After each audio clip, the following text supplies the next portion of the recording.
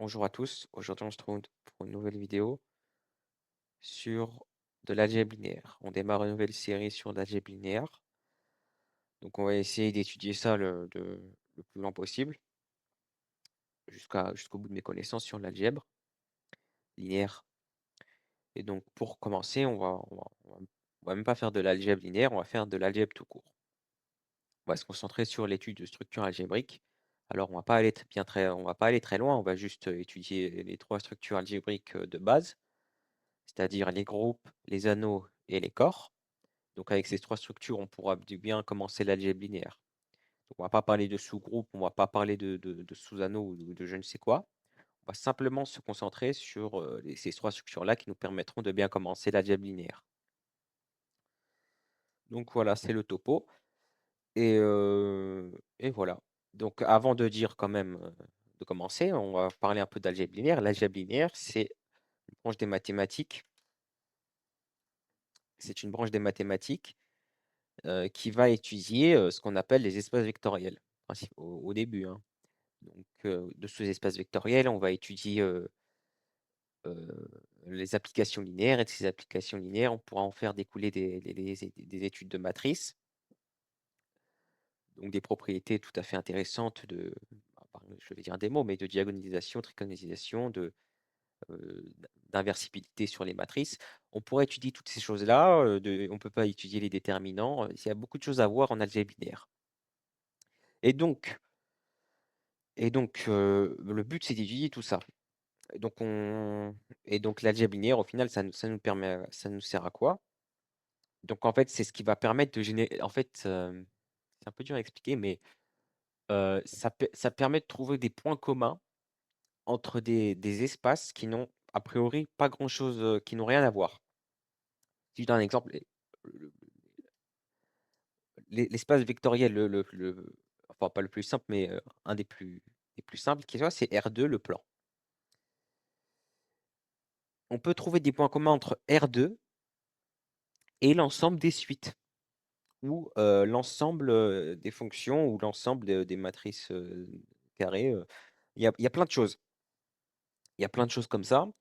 Et donc, ça nous permet d'avoir des propriétés communes entre ces structures qui n'ont a priori pas grand-chose à voir. Et donc, en termes utilitaristes, si on peut dire, l'algèbre, ça nous permet de faire plein de choses. C'est utile en physique, c'est utile aussi en arithmétique, hein, en informatique, en cryptographie. C'est vraiment très, très utile et très étudié par tous les mathématiciens, euh, qu'ils soient apprentis ou professionnels. Donc voilà. Et donc maintenant, on va commencer pas dans le vif du sujet, mais on va commencer pas par faire de l'algèbre linéaire, mais par faire de l'algèbre. Et donc on va étudier euh, des structures algébriques. Et donc la notion fondamentale pour définir une structure algébrique, ça va être, ça va être la loi de composition interne. Donc qu'est-ce qu'une loi de composition interne? C'est une loi. C'est pas une loi, c'est juste une application. C'est une application, on se donne un ensemble, on prend deux éléments, pas forcément distincts, hein, on s'en fout, ou deux éléments de cet ensemble.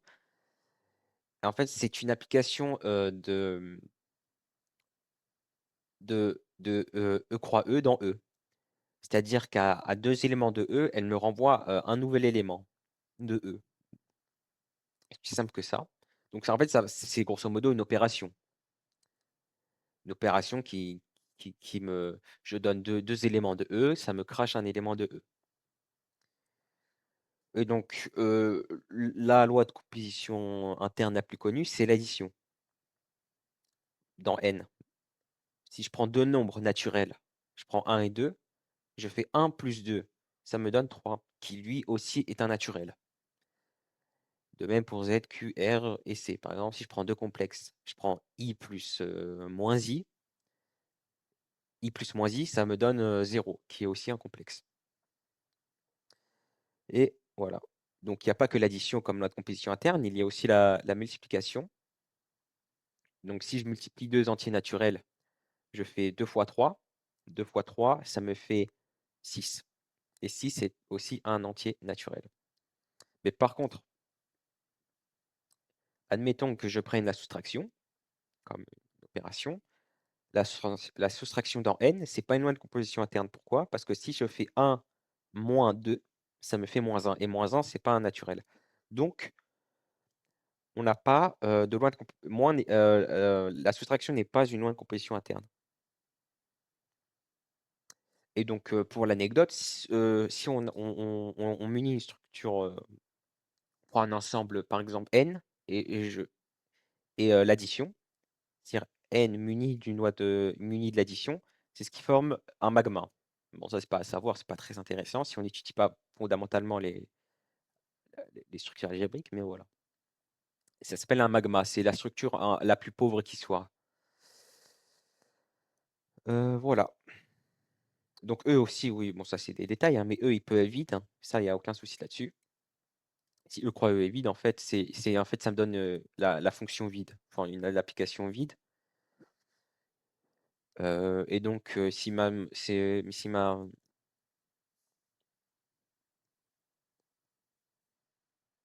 ouais, donc sur un ensemble vide, on peut avoir une loi de composition interne. Bon, c'est pas très intéressant, mais ouais, je l'ai dit en remarque. Maintenant, on va définir. C'est bien beau d'avoir une loi de composition interne, mais on aimerait quand même d'avoir plus de liberté sur les opérations qu'on fait, plus de propriété. Et donc, on va définir deux choses. De une, l'associativité et de deux, la commutativité. Donc, l'associativité, ça me dit quoi en gros? Ça me dit que je peux faire les opérations dans n'importe quel ordre. Enfin, dans l'ordre, il y a- si je fais, donc je prends étoile et nom de composition interne sur E, je veux calculer X étoile Y étoile Z. Soit je fais X étoile Y en premier, soit je fais Y étoile Z en premier. Et donc l'associativité me dit que on peut faire, qu'importe l'opération qu'on fait en premier, c'est la même chose. Donc étoile est associative si on peut faire qu'importe l'opération qu'on fait en premier. Et la commutativité, c'est juste l'ordre. Entre deux éléments, si je fais X étoile Y, ça me donne la même chose que Y étoile X. Donc l'addition et la multiplication commutative et associative dans tout ça, dans NZQRC, c'est assez connu, hein, c'est des propriétés limite qu'on oublie, parce qu'on les prend pour acquis, mais il ne faut pas forcément les prendre pour acquis.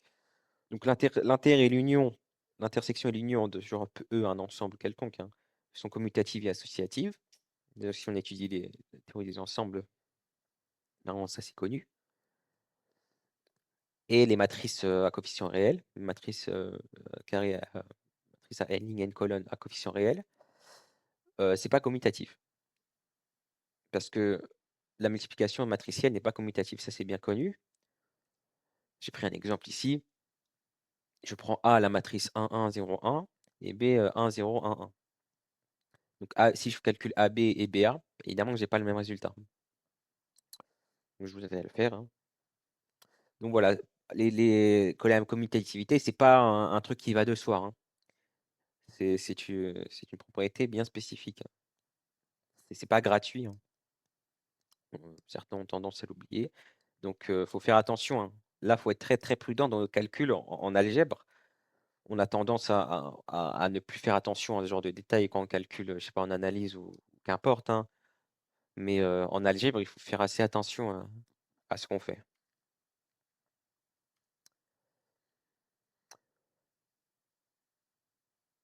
Donc, maintenant, si on a 2 lois de composition interne, il se peut qu'on ait des relations entre elles, notamment la distributivité.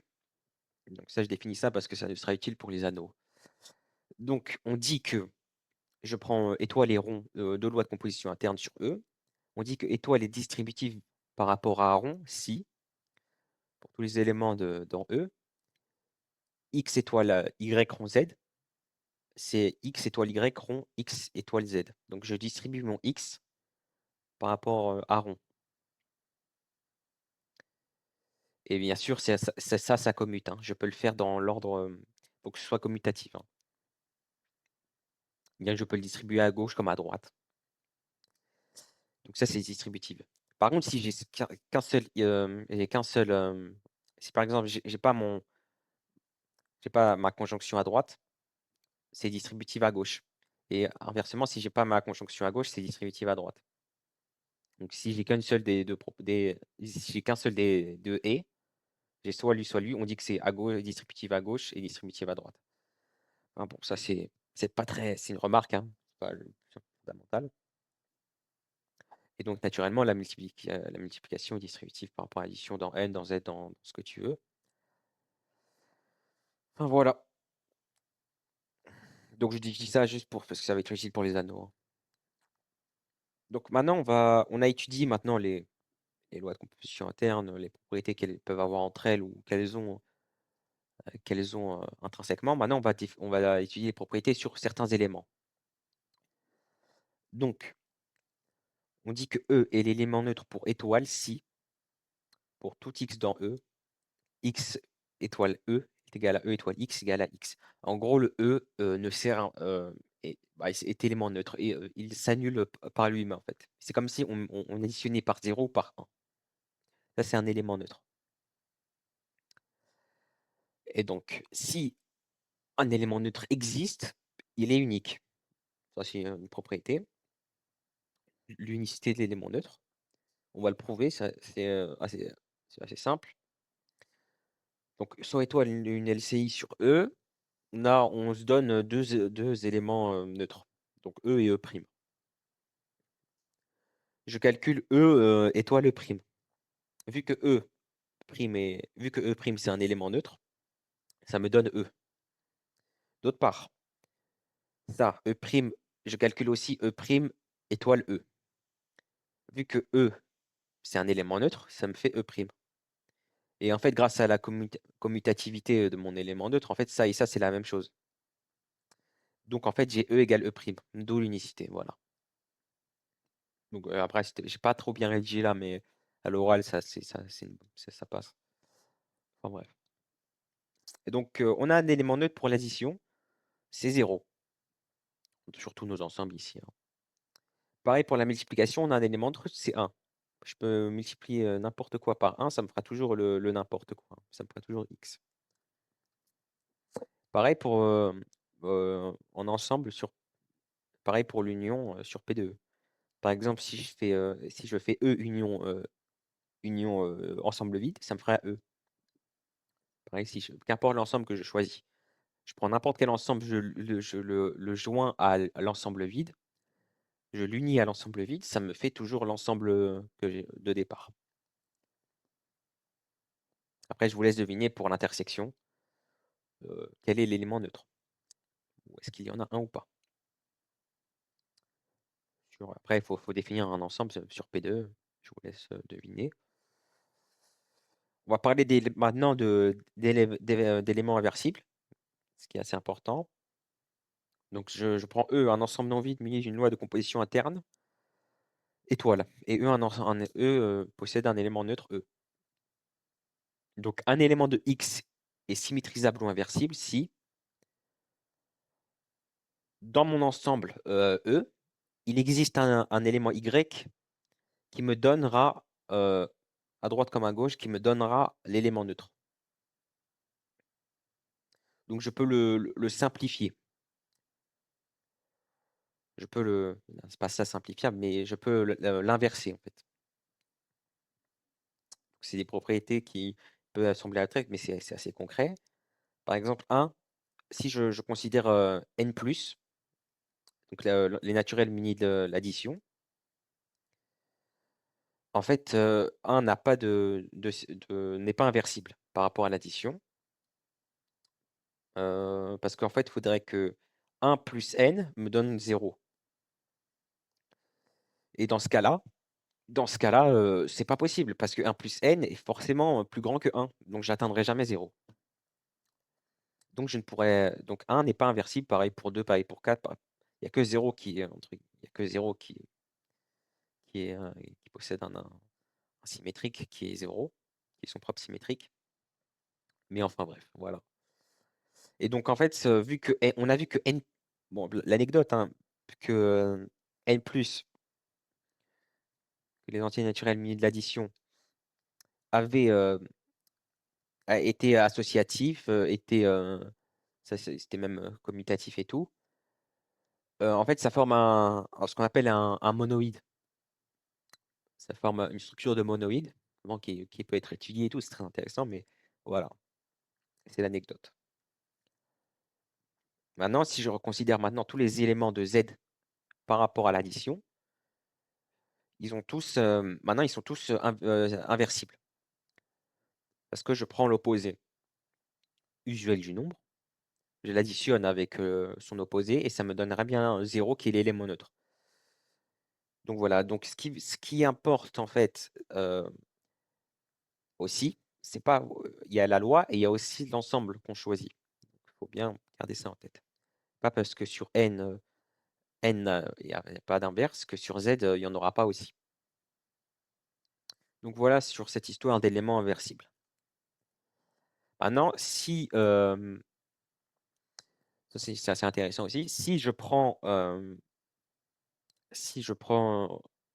un ensemble non vide, si X il a un symétrique pour étoile, une loi de composition interne, et que étoile est associative, alors ça me dit que le symétrique de X est unique. Donc il ne possède qu'un seul symétrique, qu'un seul inverse, si vous préférez. Donc ça, la preuve, elle se fait aussi. C'est assez simple. Il met un élément neutre, a une LCI sur, étoile est une LCI sur E, et étoile est associative sur E. Étoile est associative. Donc je prends Y et Y', deux symétriques de X. Donc je vais calculer d'une part Y étoile, X étoile Y'. Donc ça va me faire E. Donc ça me fait Y étoile E, ça me fait Y. Et maintenant, vu que c'est associatif, je calcule aussi Y étoile X étoile Y'. Ça me fait E égale Y' égale étoile Y' égale à Y'. Mais grâce à l'associativité, en fait, ça et ça, c'est la même chose. C'est égal. Et donc, j'en déduis que Y égale à Y', d'où l'unicité. Donc, c'est pour ça que l'associativité, pardon, j'ai dit commutativité, je ne sais plus ce que j'ai dit, mais vu que c'est associative, c'est l'associativité qui permet vraiment l'unicité du symétrique. Maintenant, on va définir une structure que j'apprécie tout bonnement, c'est la structure de groupe. Donc on donne G un ensemble non vide et étoile une LCI sur G, dans G.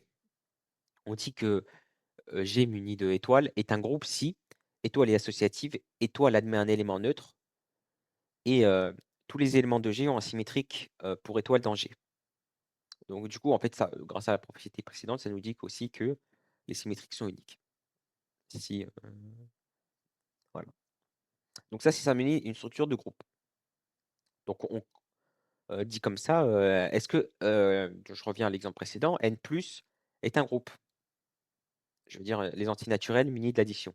Alors l'addition est associative, pas de problème. Heu, oui, ça on dit que, l'addition admet un élément neutre dans n, oui, c'est 0. Donc on est presque bon. Mais le problème, c'est, celui-là. On avait dit que l'addition, tous les éléments, les antinaturels n'ont pas de symétrique, pour l'addition dans des antinaturels. Donc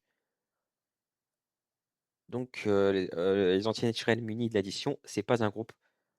Comme je l'ai dit tout à l'heure, ça s'appelle un monoïde. Voilà.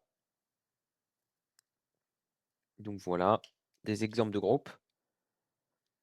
Les relatifs munis de l'addition, les réels munis de l'addition, les complexes munis de l'addition.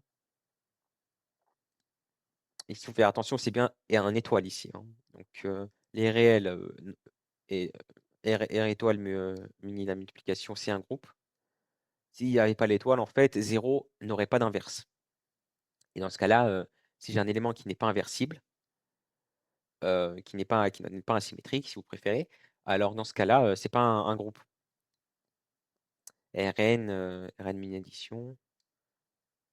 Bah, C puissance n, Cn muni d'addition sont p c'est le vecteur nul, hein, qui est, enfin bref, qui, qui est l'élément neutre. Donc ces groupes-là, ils sont utiles parce que c'est des groupes de référence et ça permet de montrer par extension qu'on a des sous-groupes, mais j'entre pas dans les détails, je vous laisse, regarder ça par vous-même, mais c'est très, très intéressant.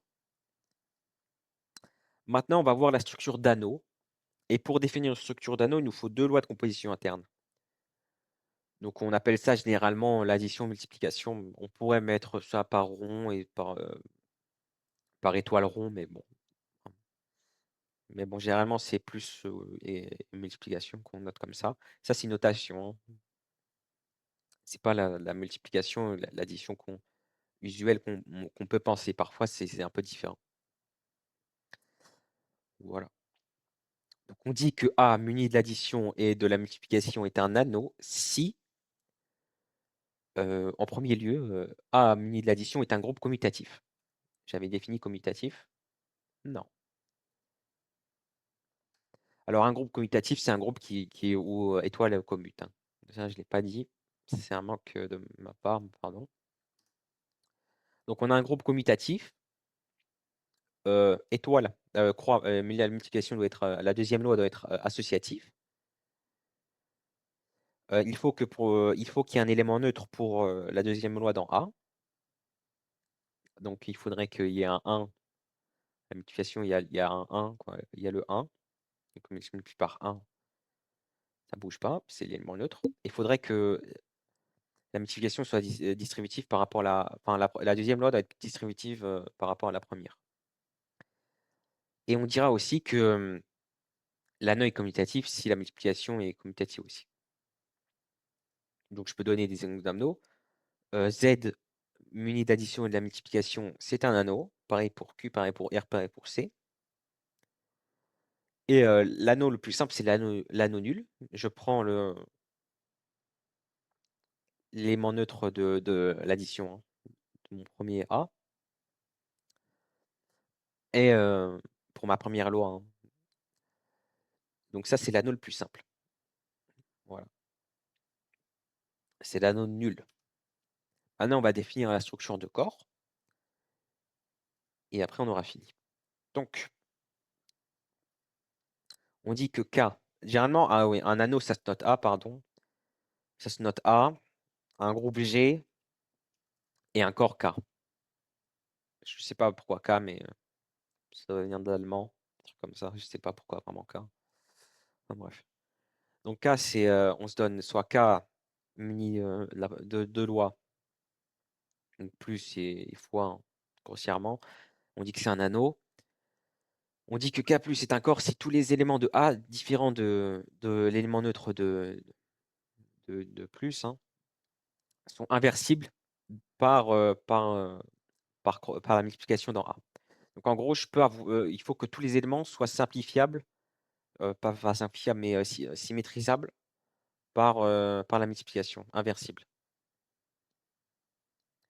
Donc d'office déjà Z plus quoi n'est plus un corps. Parce qu'en fait, si je prends 2 fois quoi me donnerait 1. 1 qui est l'élément neutre de la multiplication. Dans Z, il y a rien du tout. Il faudrait un demi et on n'a pas un demi. Donc c'est pour ça que, dans Z, déjà on n'a plus la structure de corps. Mais dans Q, ça marche bien, dans R, dans C. C'est d'ailleurs des corps commutatifs. Parce que ça commute, hein. La multiplication commute. Donc grosso modo, voilà. Donc on connaît maintenant, les trois structures algébriques qui nous permettront de bien définir, les espaces vectoriels. C'est surtout la structure de corps qui m'intéressait. Voilà. Donc le but, hein, évidemment, ça allait très, très vite et il y a pas eu grand chose, hein. Le but, c'était juste d'arriver à la notion de corps et de bien comprendre ce qu'est un corps. Et donc le but, c'était de faire un petit préambule à l'algèbre linéaire. Donc j'espère que cette vidéo vous aura plu. Au revoir.